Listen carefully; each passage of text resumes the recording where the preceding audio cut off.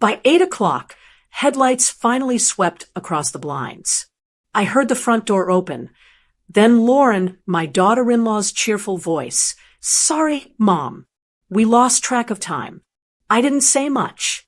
I just wanted them to take the kids and go so I could lock up the house and exhale. When the door closed, I sat back down at that same table and looked at the clock. 9:32. My whole evening gone. And it wasn't the first time. It was the fifth. 5 Fridays in a row of waiting, rescheduling, missing my own life. Sitting there in that quiet kitchen, I realized how small my days had become, and I decided something had to change. My name's Yvonne Morris.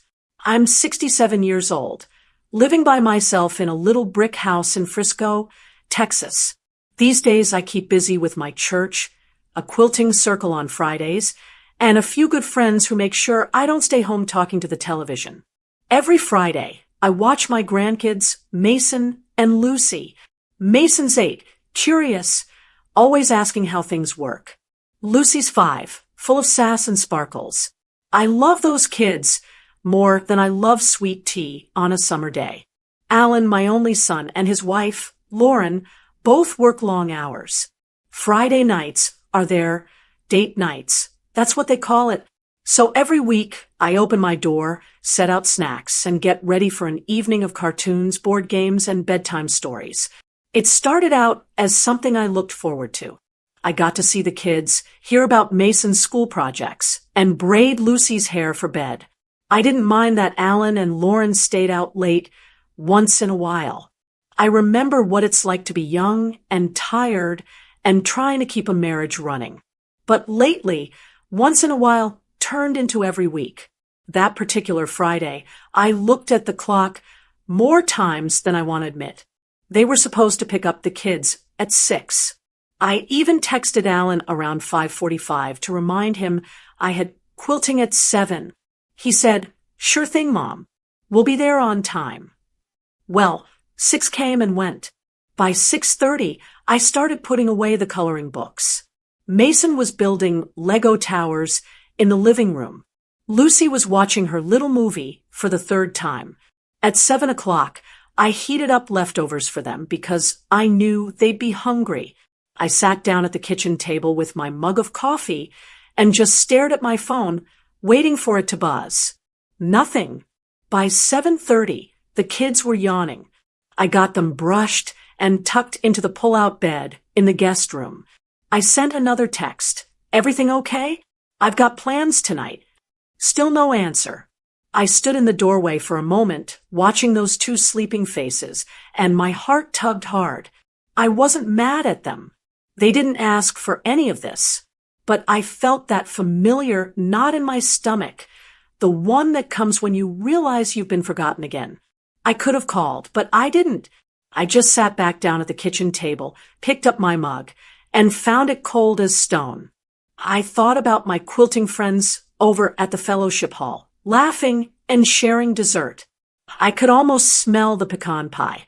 My slice would have been waiting with my name written on the foil. By 8 o'clock, headlights finally swept across the blinds. I didn't get up right away. I heard the front door open. Then Lauren's cheerful voice. "Sorry, Mom. We lost track of time. You know how Fridays are." I forced a smile and said, "The kids are asleep." I didn't raise my voice. I just pointed toward the guest room. Alan followed, whispering, "Thanks again, Mom. We owe you." I didn't say much after that. I just wanted them to take the kids and go so I could lock up the house and exhale. When the door closed, I sat back down at that same table and looked at the clock. 9:32. My whole evening gone. And it wasn't the first time. It was the 5th. 5 Fridays in a row of waiting, rescheduling, missing my own life. I love my family, but love doesn't mean being at everyone's call every second. Sitting there in that quiet kitchen, I realized how small my days had become. Everything revolved around when someone else showed up or didn't. I rinsed out the cold coffee, turned off the light, and stood for a minute at the window. The street was empty except for a few porch lights glowing. My Toyota RAV4 sat in the driveway, keys on the counter, ready for a night that never happened. Somewhere between the cold coffee and the quiet house, I realized I'd let my own life shrink down to other people's schedules. If you already know exactly how this feels, do me a favor and tap the like button. And make sure you're subscribed, because you'll want to see what happens next. The next morning, I woke up before the sun. I've never been good at sleeping late, even when I'm tired. My body's used to the same rhythm. Coffee by 6, quiet kitchen by 7, and the hum of the neighborhood coming alive. That morning, though, I sat at the table and stared out the window longer than usual. It wasn't just last night that bothered me. It was all the Fridays before it. Each one came with a new excuse that sounded a lot like the last. 2 weeks ago, it was traffic on the tollway. Before that, my phone died. Then we lost track of time at dinner. They always said the right words. Sorry. Thanks. Love you, Mom. But after a while, even apologies start to feel like background noise. I poured myself another cup of coffee and thought about how I used to look forward to Fridays. I'd plan little activities for Mason and Lucy, pancake dinners, movie nights with popcorn, sometimes even a trip to the park if the weather wasn't too hot. But lately, those nights felt longer. My knees ache more than they used to, and by bedtime, I'm moving slower. I keep a small pill case on the counter for my blood pressure, but on nights like that, I forget to take it. My whole focus turns to keeping things running smoothly until Alan and Lauren decide to show up. The house still smelled like the kids' bubble bath. Their pajamas were in a neat pile by the laundry room door, folded and ready for the next visit. I smiled, but it was the kind of smile that hides something heavy underneath. I love those kids so much, but I couldn't shake the feeling that I'd turned into an unpaid assistant for everyone else's plans. I decided to step out onto the porch and water my flowers before the Texas heat took over. My neighbor Doris was walking her little terrier Scooter, as she does every morning. She waved her hand and said, "Yvonne, you look like you've got a storm cloud following you." I laughed a little. Oh, it's nothing new. Alan and Lauren were 2 hours late again last night. She shook her head, tugging on Scooter's leash. "Girl, they think you're a 24-hour daycare with free snacks." I couldn't help but chuckle. I guess I made it too easy for them. Doris leaned on my fence post. "You're a good mama, Yvonne, but good doesn't mean endless. Sometimes you've got to remind people your time's worth something too." I thought about that after she walked off. She's right. I spent my whole life working hard, 40 years at an insurance office, never late once. I raised Alan mostly while Carl worked long hours. I know what responsibility looks like, but I also know when folks stop appreciating something because it's always there.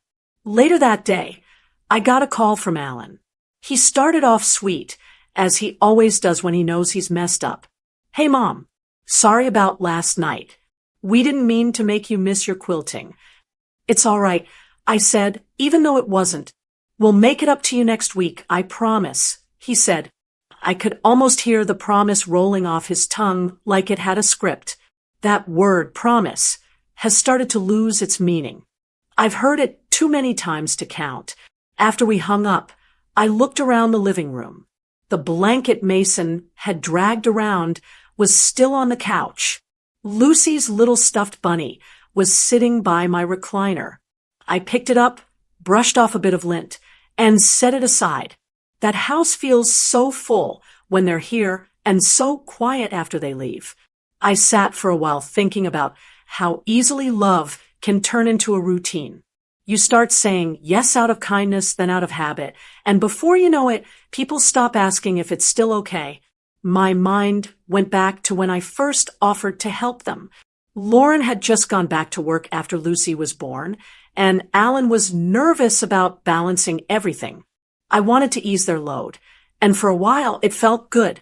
I was part of their rhythm. But now, I realize I became the rhythm. It's funny how small things start to add up. The gas I use to run errands with the kids, the snacks I keep stocked, the toys I buy on impulse because they ask sweetly. It's never about the money, it's about time. Time I keep giving away without noticing how little of it I've left for myself. That afternoon, I tried to take a nap, but couldn't settle. My thoughts kept circling back to the same place.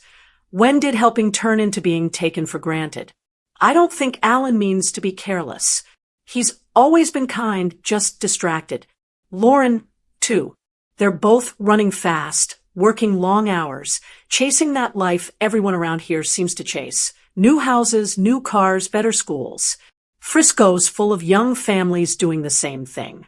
But sometimes I think people move so fast they forget who's standing still to hold things together for them. Before bed, I wrote a list in my notebook, something I do when I need to clear my head. I wrote down everything I gave up on Fridays, my quilting group, dinner with friends, my little bit of freedom. Seeing it on paper made it real. The next morning, Dorison called and said, "You coming to church brunch?" I said, "Not this week. I need to rest." But what I really needed was to think. That evening, I sat on my porch again, watching the sky turn pink over the rooftops. I thought about Alan's promise to be on time next Friday. I wanted to believe him, but part of me already knew better. Sometimes you don't need a loud argument to know something's off. The silence between the moments tells you enough.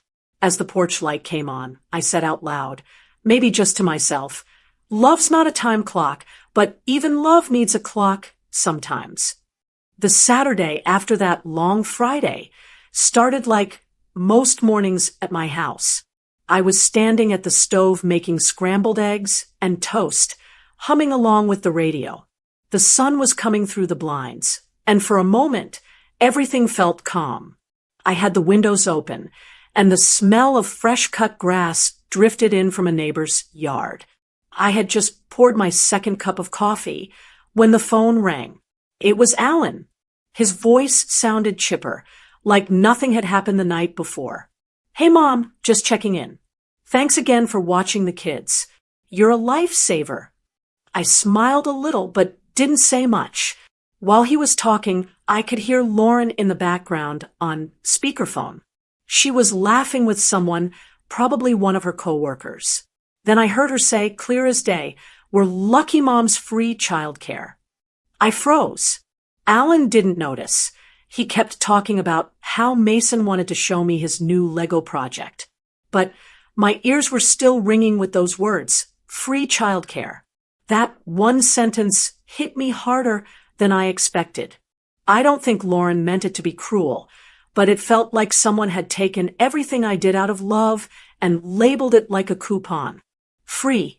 When the call ended, I just sat there for a while, holding my coffee cup, staring at the kitchen counter. I wasn't angry yet. It was more like a quiet sting that reached somewhere deep. I thought about all the nights I stayed up with those kids when they had colds, all the grocery runs, all the bedtime stories. It was never about money, but hearing it said that way made me feel small. Like I was just a service they didn't have to pay for. Later that morning, I walked over to Doris Ann's house. She lives 2 doors down and makes the best cinnamon rolls in the neighborhood. She saw me coming and waved me in. "Morning, Yvonne," she said, setting out 2 mugs. "You look like you've got something on your mind." "I heard something today I can't shake," I told her, and I repeated what Lauren said. Doris and raised her eyebrows. "Well, isn't that something? You're not free childcare.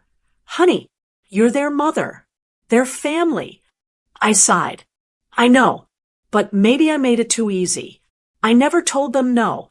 Maybe they just assume I'll always be here." She nodded. "That's what happens when folks think love means you'll never draw a line. You've got to remind them your time's worth something too." We sat there for a bit, sipping coffee and talking about how many grandparents around town were in the same boat. Doris said her sister in Houston watches her grandkids almost full-time. I looked it up later that day. Turns out childcare in Texas costs about $10,000 to $12,000 a year per child. I nearly dropped my coffee. No wonder parents lean on grandparents so much. I understood the pressure Alan and Lauren were under. Frisco's not cheap, and raising 2 kids isn't either. But knowing that didn't make me feel any less invisible. I told Doris, it's not the helping that bothers me. It's feeling like they stopped seeing it as help. She smiled, stirring her coffee. Then it's time to make them see again. Not out of anger, but out of respect for you and for them. I nodded, letting that sink in. For years, I've been the dependable one, the person everyone can call at the last minute. I didn't mind. It gave me a purpose after Carl passed. But there's a fine line between being dependable and being used without realizing it. That afternoon, I sat out on my porch and watched kids ride bikes down the street. The air was warm and the sky was bright, but my thoughts felt heavy. I thought about what it meant to take care of yourself when you've spent your whole life taking care of everyone else. When Carl was alive, he used to tell me, Yvonne, you can't pour from an empty cup. Back then, I'd laugh it off. I thought love meant giving everything you could, but maybe he was right. Maybe all these late nights and missed Fridays were me pouring from a cup that was already dry. As the day went on, I started feeling something shift. It wasn't anger. It was clarity. I began to see how I'd slowly trained my family to think my time didn't matter. I never corrected them when they were late. I never said no when they asked for just one more favor. Every time I smiled and said, sure, that's fine, I was teaching them that it was fine. I went back inside, took out my small notebook, the same one I'd written in the day before, and turned to a fresh page. At the top, I wrote, next Friday. Under it, I made a short list. Remind Alan about pickup time. Make plans I won't cancel. Stick to both. I wasn't sure how it would go, but writing it down made me feel stronger. Before bed, I called Doris and said, next Friday, I'm doing something different. She laughed softly. About time, girl. What's the plan? I don't know yet, I said, but I'm going to find out what happens when I choose myself first. The next Friday came faster than I expected. I spent the whole week thinking about what I'd overheard Lauren say, and about that list in my notebook. I was nervous, but also ready. I'd made a promise to myself. This time, I was not going to lose another evening to waiting. That morning, I put on my favorite blue blouse and jeans. My church friends and I had tickets to a gospel concert downtown, something I hadn't done in years. The concert started at 7:30, which meant I needed to leave by 6:15 at the latest. I texted Alan early. Just a reminder, pick up by 6 sharp tonight. I've got plans. He replied within minutes. Got it, Mom. We'll be on time this time. Promise. I smiled a little when I saw that word again. Promise. I wanted to believe it, but part of me already knew how this might go. Still, I cooked dinner for Mason and Lucy, set out their favorite macaroni, and helped Mason finish his homework. By 5:30, everything was calm. The kids were laughing at a cartoon, and I had my purse packed by the door. I could feel the excitement bubbling up. It had been a long time since I looked forward to going anywhere that wasn't the grocery store or church. 6 o'clock came. I looked out the window. No car. At 6:15, I texted again. Hey, concert starts soon. Everything okay? Nothing. By 6:30, I was pacing the living room, checking my phone every few minutes. Mason asked, Grandma, are we waiting for Mom and Dad? Yes, sweetheart, I said, forcing a smile. They'll be here soon. 7 o'clock came. Still no sign. My stomach tightened. I could feel my chance at a nice evening slipping away again. I tried calling Alan, no answer. Then I tried Lauren, straight to voicemail. By 7:30, the kids were yawning on the couch, and my phone screen was still blank. The same sinking feeling I'd had the week before came back, but this time something inside me shifted. I looked at the clock, then at the tickets sitting on the counter, and I thought, not tonight. I took a deep breath, walked to the hallway closet, grabbed my purse, and found Brenda's number, the college girl who sometimes babysits for families nearby. Responsible, kind, and just one street over.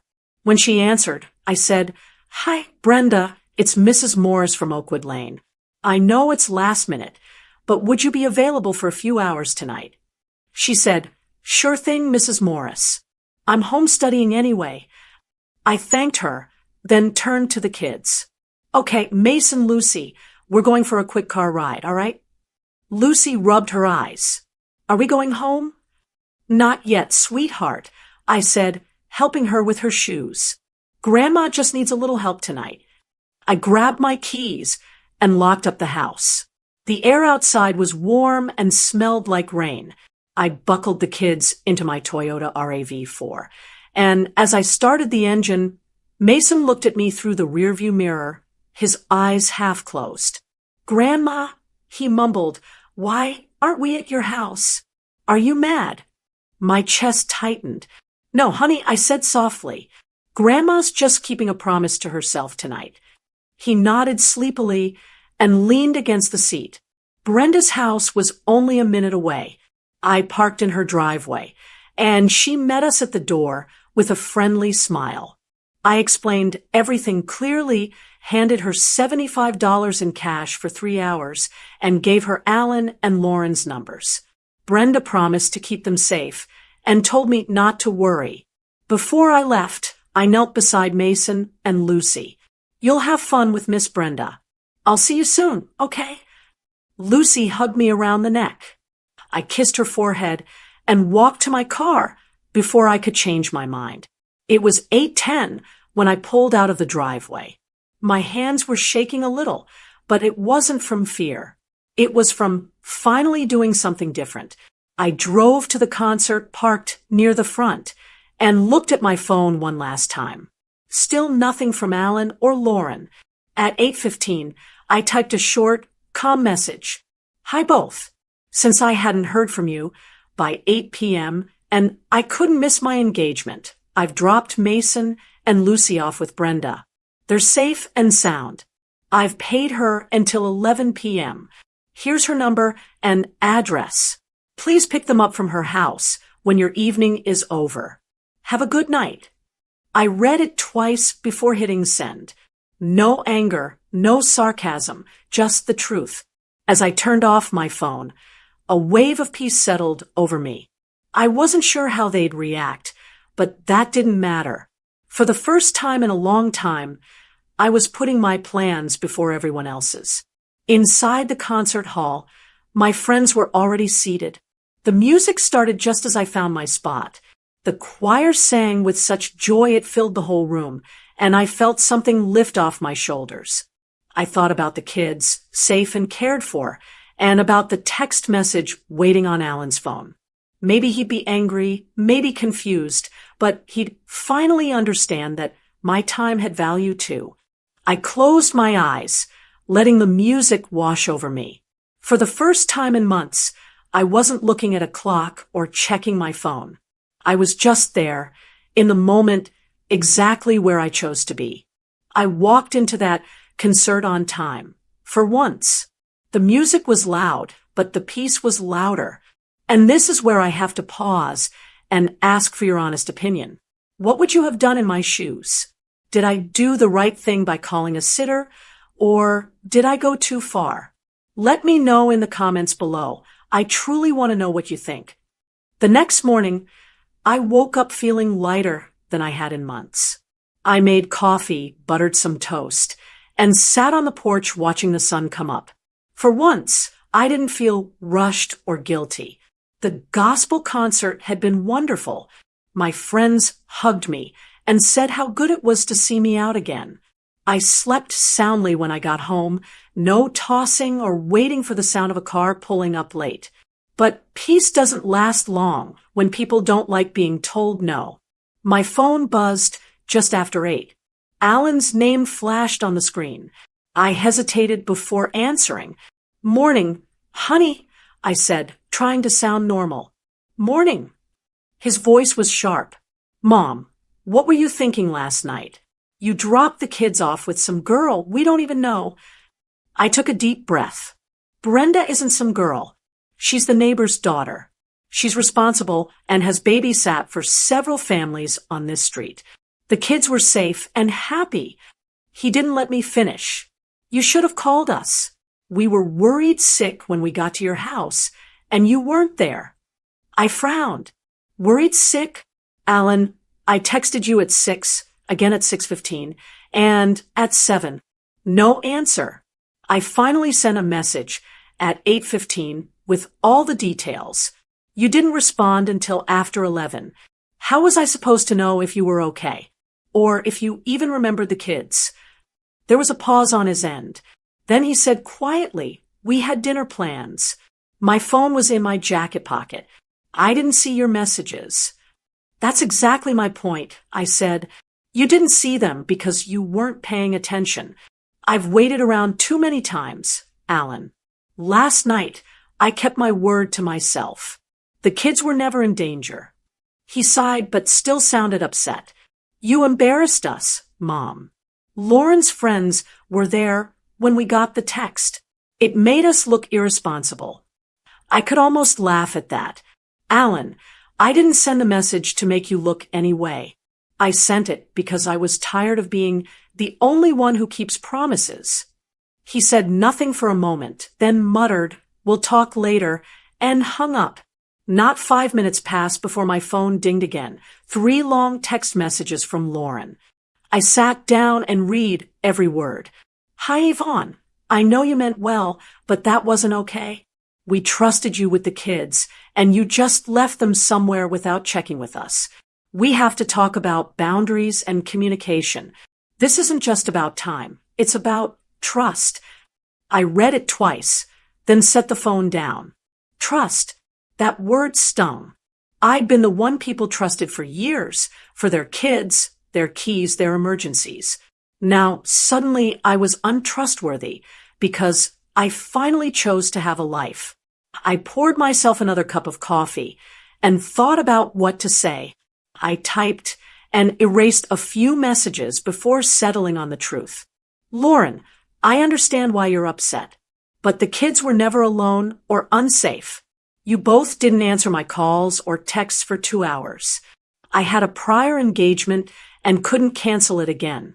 I made sure Mason and Lucy were cared for and left you every detail.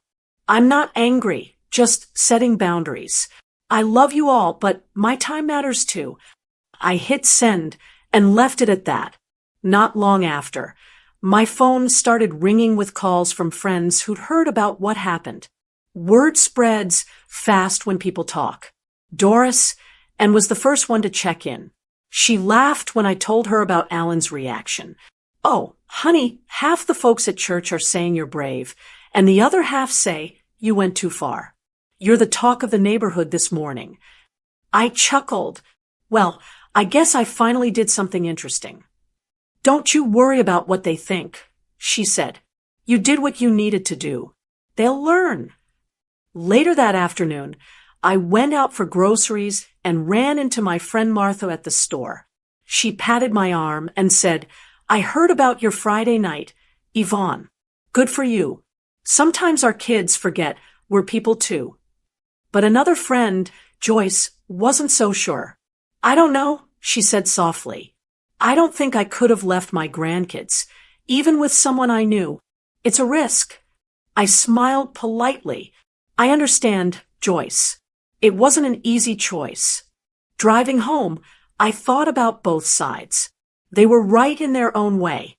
Maybe some folks would never agree with what I did, but I knew my reasons were honest. I didn't leave out of anger. I left because I couldn't keep living around other people's plans.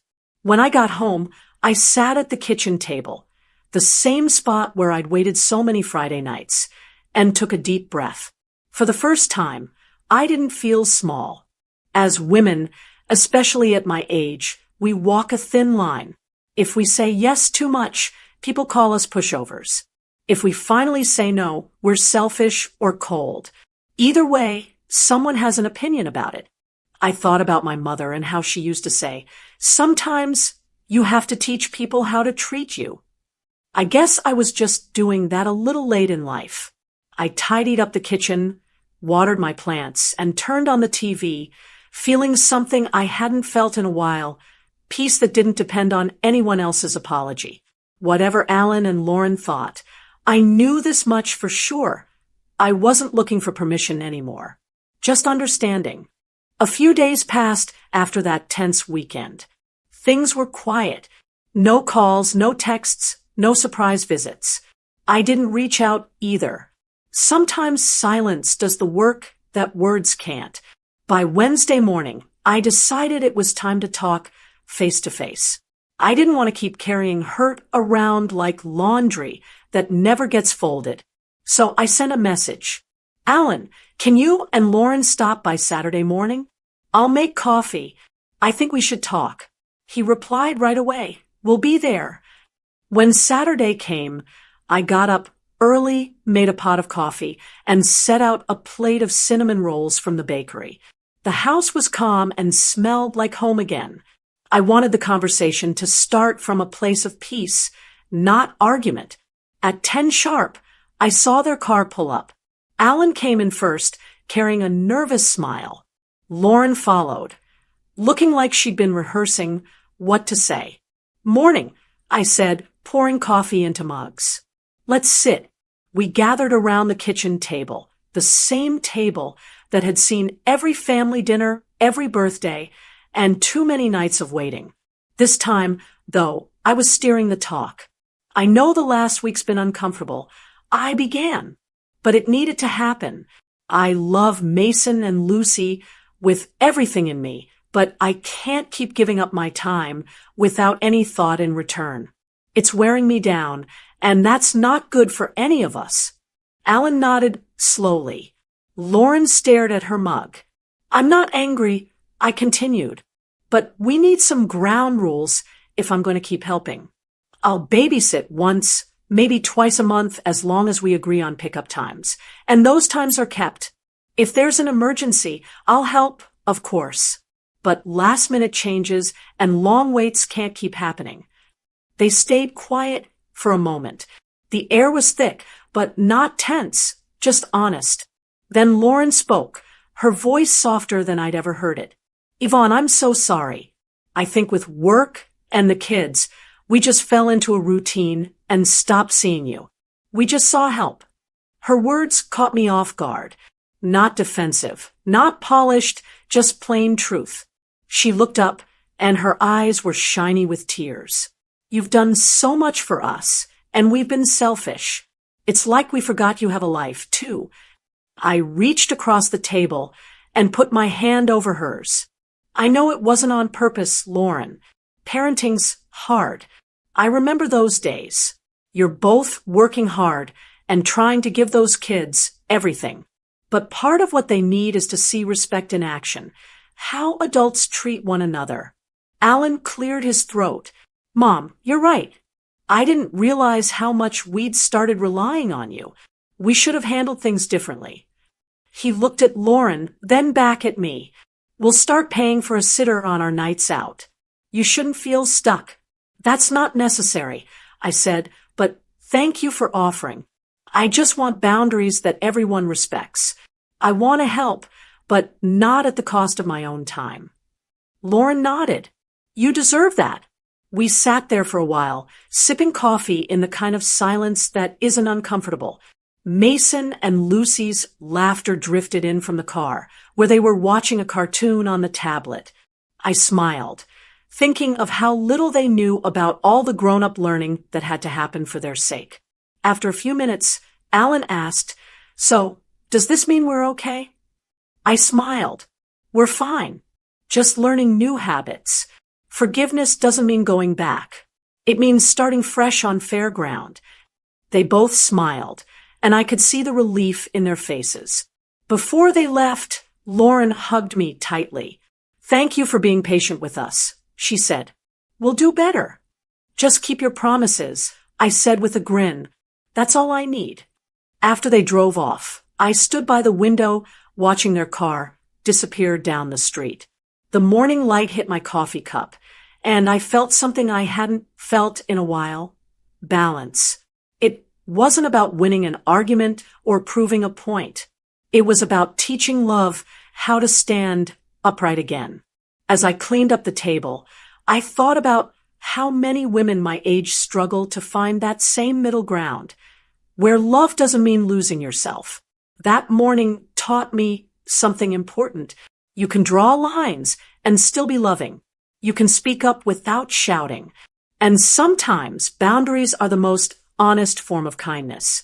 The house was quiet again, but not the kind of quiet that feels lonely. This time, it felt earned. The weeks after that talk felt lighter, like someone had opened a window in a stuffy room. For the first time in a long while, I didn't dread Fridays. They weren't a reminder of waiting anymore. They became my nights again. That first Friday after our talk, I didn't have the grandkids. Instead, I met up with some ladies from church for dinner at a small cafe downtown. We laughed over chicken salad and sweet tea, and when someone asked if I wanted dessert, I said yes without checking the time.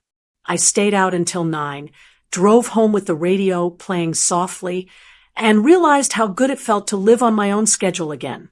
Over the next month, I started saying yes to things I used to skip. I joined a walking club that meets twice a week at the park. It's mostly women around my age, all of us trying to stay active and connected. We talk about everything: recipes, grandkids, blood pressure pills, and sometimes life's little regrets. One morning, one of the ladies said, "Yvonne, you seem happier lately." And she was right. I even started selling a few of my handmade quilts online. My friend Doris, and helped me set up an Etsy shop. We called it Stitch by Stitch Texas. I never thought I'd be running an online store at 67, but it's been fun. Every order that comes through reminds me that there's still plenty left for me to do and enjoy. Alan and Lauren kept their word. They stuck to the schedule and started using a sitter for most of their nights out. When they did ask me to help, they arrived right on time, sometimes even early. They also made sure to bring dinner for me and small gifts, flowers, candles, once even a gift card to my favorite store. It wasn't about the presents, though. It was the effort. It showed they finally saw me as more than free childcare. Our weekends became family time instead of obligations. Mason and Lucy started coming over on Saturdays instead of Fridays. We'd spend the morning planting flowers in the yard. Mason likes digging the holes, and Lucy's in charge of picking colors. She always picks pink, no matter what season it is. Afterward, we'd sit on the porch eating popsicles, talking about school, and laughing about silly things. Those moments felt purer now. No rush, no resentment, just love. Lauren and I got closer, too. One Sunday after church, she stayed behind while Alan took the kids to the park. We sat on the porch drinking lemonade. She said, "Yvonne, I don't think I ever told you how much we appreciate you. I was embarrassed after how we acted. You were right to speak up." I smiled. That's how families grow, Lauren. Sometimes we have to bump into each other a little before we figure out where the lines are. She laughed. Well, I think we're finally learning. We both knew it wasn't about blame. It was about respect and love that grows better with honesty. Life started to look different, but in the best way. I was busier, but I wasn't exhausted. I had balance. I looked forward to my own plans, and I didn't feel guilty for it. Sometimes when I'm at the park with my walking group or sewing with the ladies at church, I think back to that Friday night, the one when I finally put my foot down and chose myself. I still remember driving my Toyota RAV4 to that gospel concert. My heart racing, but my mind clear. That night changed everything. Not because I made a big scene, but because I made a small, brave choice. Now, every time I look at my calendar, I smile.